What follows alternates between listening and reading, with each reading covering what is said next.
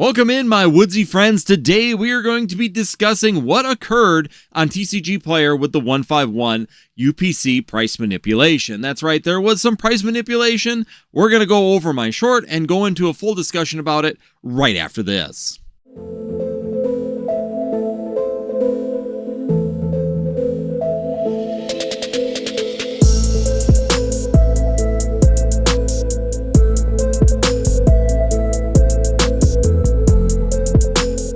All right, everybody, thank you for joining me here on Northwoods TCG. I'm Andy, and today we're going to be discussing what is occurring on TCGPlayer with the Pokemon 151 UPC. What it actually did, why someone would do this, what are the repercussions of this to some individuals on TCGPlayer, and why this is a huge problem and a scam when it comes down to using the software that TCGPlayer provides to potentially rip people off. So, first thing I'm going to do is I'm going to play the short, which is right here. All right, guys, we're going to talk about some market manipulation with the 151 UPC. As you can see next to me, you can see what's going on with this particular product. And I can scroll all day long. I mean, I could sit here and play a montage of different music as I keep trying. So I just wanted to play a portion of that. That way you guys could get a feel for what was going on TCGPlayer. If you want to watch the full short, the link will be down in the description below. You guys can go ahead and jump, or I'll put it right above my head over here. That way you guys can check it out and be able to see what exactly occurred in more detail. But we're going to talk about what this actually does. You know, some people in comments that were out there that I put on TikTok, I put this on Instagram, and I put this on YouTube. And some of the comments are just not understanding why it's a big deal. Because a lot of people just think, well, great, scalpers are going after scalpers to drive the price down. Scalpers are, doing things. They're driving the price down. Why is this a bad thing? It's great for the consumer. And they weren't really targeting the consumer, because if you were to bought these at $149.99, you're probably not going to get the product. They're going to cancel the product. This same situation occurred back in Celebrations. So the Celebrations UPC had the exact same thing happen. Yes, TCGPlayer did correct that, like within a day or within 2 days of that occurring. They actually did correct and removed all them sales. And the reason why this is a really bad thing is that it comes down to binder POS. I know a lot of people don't know what binder POS is, but someone like myself, or a lot of us businesses that have a lot of bulk cards, or we're selling a lot of product, will have binder POS tied to our stuff.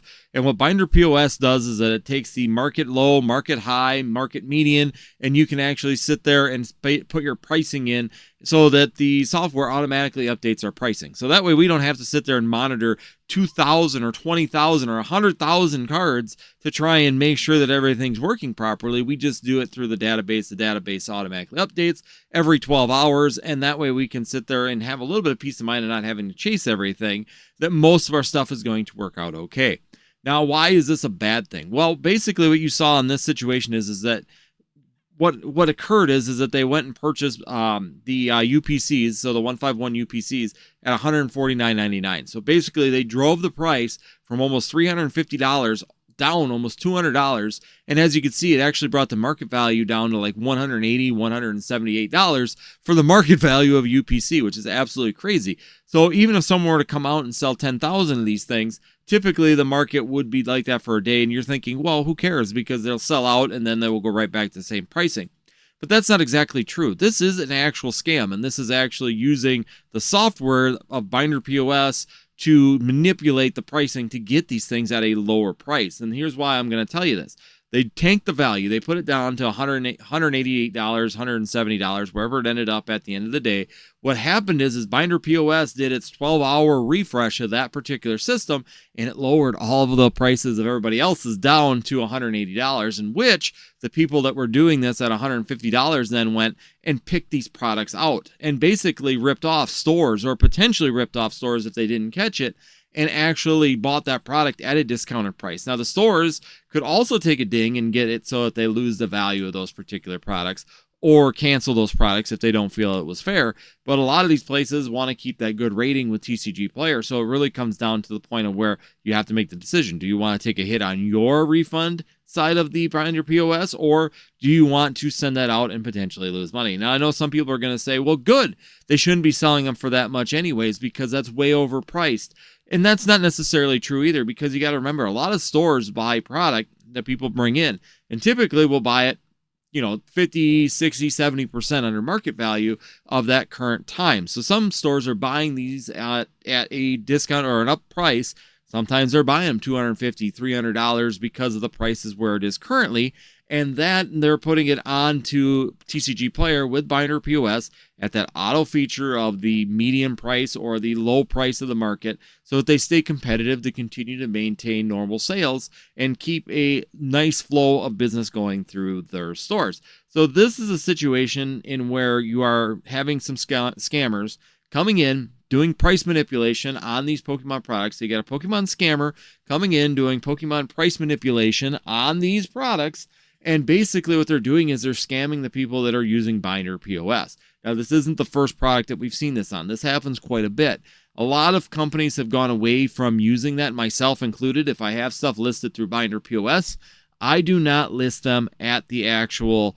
I don't let it auto adjust my pricing. I set my pricing and I let it come to it. I don't sit there. You can choose that feature, but it just depends on how you're trying to do it, and that's individual. It usually just defaults to, the lowest medium or lowest market price or highest market price or medium of the market prices. So basically it's always managing that pricing, but you can lock the pricing if you want as well. Typically big dollar items, I do that just to prevent this from ever happening. But just because I do that does not mean that every other company is doing that. And I did see other ones drop in price. I did see some sold sub 200, which tells me that these individuals actually made that work, and that some of the binder POSs did adjust because they did see that drop and saw that market correction, and they auto corrected and put in the price at a way lower value than what it should have been. And that could be very detrimental to businesses, especially in this current environment and climate that we have right now in the Pokemon TCG with lack of product, where a lot of times you buying a product at $250 and trying to sell it at $300, and all of a sudden it gets sold less than what you paid for it, could be a very bad situation for your businesses that are already struggling because of the loss of volume or throughput that you're having in your businesses. So it could just be another detriment that someone wasn't planning for, especially people that are new, don't know these little tricks and these little things that people are doing to try and pull this off. This is definitely something that is going to be a norm. It happens quite a bit, actually. It went away. It went away from like 2023 all the way to about 2025 to now. It kind of disappeared. It wasn't as prevalent, but I can tell you one thing. If they've done it once on this particular product, we're going to be seeing it on other products. So if you are selling on TCGPlayer with binder POS, change those high dollar items to just set pricing. Get rid of the averaging, get rid of the high, the low, whatever you're doing, just set a price to it and leave it. That way you don't have to worry about someone trying to come in and do that. Don't forget, we have got 151 ETBs out there that are really high priced. We get Crown Zenith going up. We have a lot of the Prismatic Evolutions ETB, which is monitored a little bit heavier, so I think it'd be very difficult to do that. But it's definitely something that they could be targeting as well. Some of these high dollar items that are on TCGPlayer right now listed. We're also seeing some Japanese products that are getting listed on there as well at that high dollar amounts. So a lot of these items may become very targeted here as this market goes on, and people understand, obviously it's someone that knows about binder POS and knows how it works. And so they're taking that as an opportunity to capitalize in this market. So it was something that happened. It's something that is not good. I know some people say, like I said, the comments I had were just kind of mixed.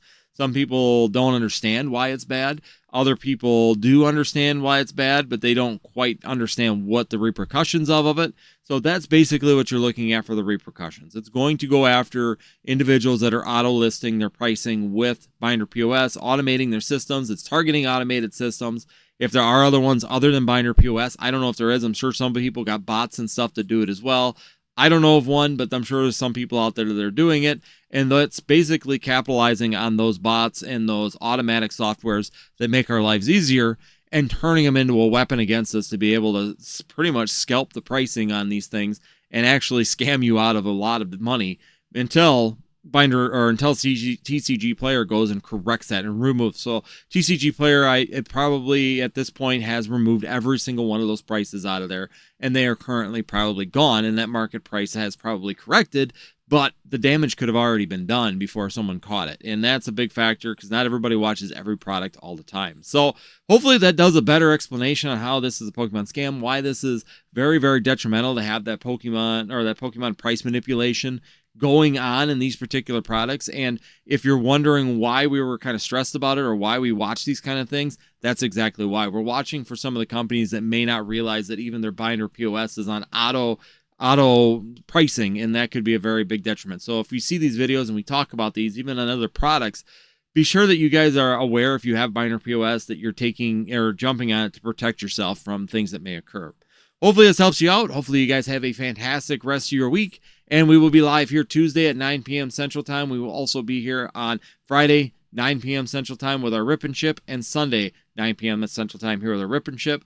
Consider joining the channel membership. We do have product for sale. Get free shipping from us this month. Next month it will change for our members.